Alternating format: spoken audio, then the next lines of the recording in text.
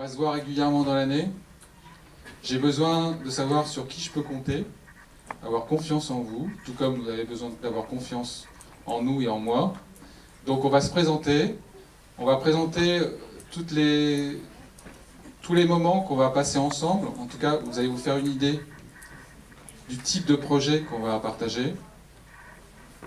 Vous montrer aussi, surtout, le travail et le réseau, c'est-à-dire qu'on ne travaille pas forcément qu'entre nous, et que le milieu du cinéma, ce sont des métiers. Et surtout des gens. Surtout des gens qui travaillent, des professionnels, qu'ils soient hommes ou femmes ou hommes. Et donc Thomas Ozu est le premier que vous allez rencontrer de l'année, qui est directeur photo, chef opérateur, enfin en tout cas il y a plusieurs termes, et réalisateur. Donc il va vous présenter son métier, son travail, et après il va avec vous poser son regard sur un travail, donc un film qu'on est en train de monter, qu'on est en train de sculpter, un peu comme un sculpteur, un peintre. Donc on a tourné, on a des images, on fait un bout à bout et on essaie de trouver la meilleure formule, c'est-à-dire le rythme, en tout cas ce qui intéresse le plus les spectateurs. Au cinéma, dans une équipe, les rôles sont vraiment très très définis. Il y a des équipes pour la décoration, il y a des équipes pour le maquillage, les costumes, il y a des équipes pour le son. Et donc moi je suis un chef d'équipe parce que j'ai plusieurs équipes qui vont collaborer avec moi. Et mon métier c'est vraiment de fabriquer l'image du film. Et donc fabriquer son esthétique. Et si c'est réussi, en général, ça peut amener aussi beaucoup d'émotions et servir le scénario.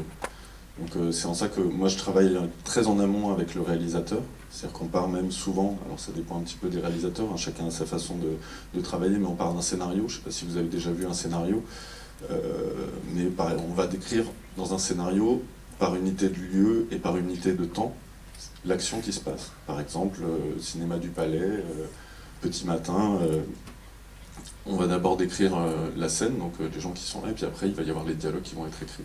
Et à partir de cette séquence qui est décrite, on va la traduire en une suite de plans. Et on peut raconter ça de mille façons. On peut juste mettre une caméra tout en haut qui filme très large et puis laisser tourner.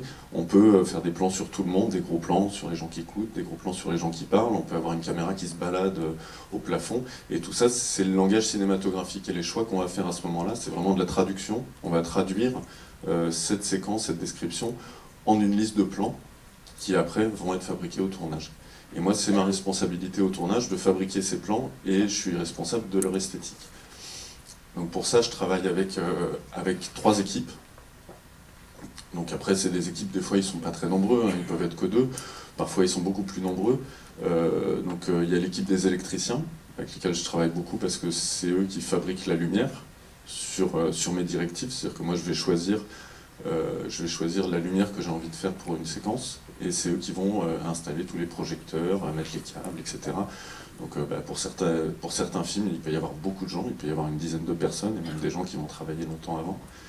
Donc ça, c'est les électriciens. Il y a l'équipe des machinistes, qui sont responsables de tous les mouvements de la caméra.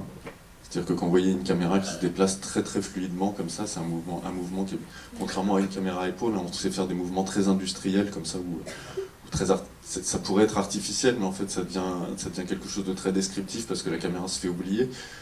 Pour faire des mouvements très, très fluides et très lisses comme ça, il faut beaucoup de machines, des machines souvent un peu compliquées, très lourdes, avec des systèmes pneumatiques, etc., des grues, tout un tas de systèmes.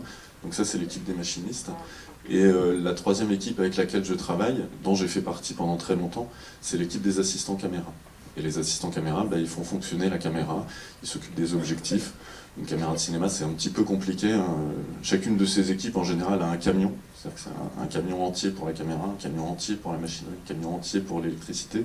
Donc on a cette organisation très hiérarchique, hein. Dans chacune de ces équipes, il y a un chef. Et voilà, ça roule un peu. Faut qu'on aille très vite, faut qu'on soit capable d'être efficace, parce que si on perd du temps, ça coûte de l'argent à tout le monde. Putain, mon Sirma, bordel de merde. L'intérêt de la série, c'est le mélange entre une histoire imaginaire, qui est cette histoire de poursuite de gens qui se poursuivent des carnets et qui sont prêts à tuer pour des carnets. Donc ça, c'est la fiction. Et pour moi, le plus important dans cette histoire, c'est que ce support de fiction vous amène à rencontrer des vrais gens qui ont fait l'histoire de l'Europe, des vrais gens. Je prends pour exemple dans ce film La marche pour la paix, le moment fort. Vous avez vu des cercueils. Bon, en tout cas, moi, c'est le moment qui m'a le plus touché, qui me restera tout au long de ma vie. Les gens qui font la marche pour la paix, ce sont les survivants du génocide de Srebrenica et de leurs familles. Il s'est passé un truc en 95, même en 1980, entre 92 et 95, il y a eu une guerre. Alors c'est pas une guerre civile, on a eu des explications, mais en tout cas une guerre. Sur une population de 2 millions d'habitants, qui était l'endroit de la Bosnie, un endroit où vivaient de manière pacifique et avec amour 3 communautés, qui est les Croates catholiques, les Bosniaques musulmans et les Serbes orthodoxes. Mais au bout du compte, ils formaient une seule communauté, puisque la plupart étaient des mariages mixtes.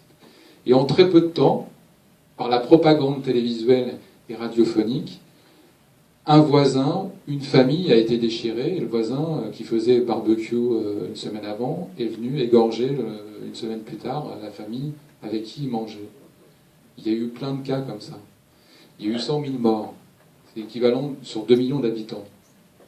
Ce qui fait comme s'il y avait en France, sur 60 millions, à peu près 10 millions de morts en 2 ans, 3 ans. La plupart des civils.